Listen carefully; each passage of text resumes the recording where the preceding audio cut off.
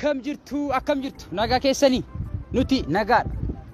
eegaa har'aan tan obboleessi keessan ol jedhi gaama taanatti biyya abbaa keessatti mataan ol jedhi obboleessi keessan Abdii Culullee Arsii mucaa qashtii mucaa bareedaa kana jechuudha ilaf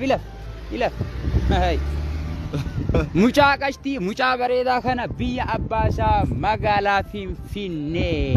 magaalaa guddittii Oromiyaa kulo handura isaa bira jira akkasitti gaa Abdii Culullee Arsii nagaan biyya isaatti galeetii jira mudannoo baay'ee dabarsee jechuudha Abdiin immoo waan jedhu qaba ani galuun baay'ee na gammachiise garuu gaafa uummanni mana hidhaa san keessa gale ani gale jedhee ofitti amanaa jedhe baay'ee tokko ajaa'ibe uummataa fi rabbiin nagaan haa galchu Abdii mee maal jetta baga nagaan galteellee آمين آمين بقى نقول الحمد لله قالت ربيتي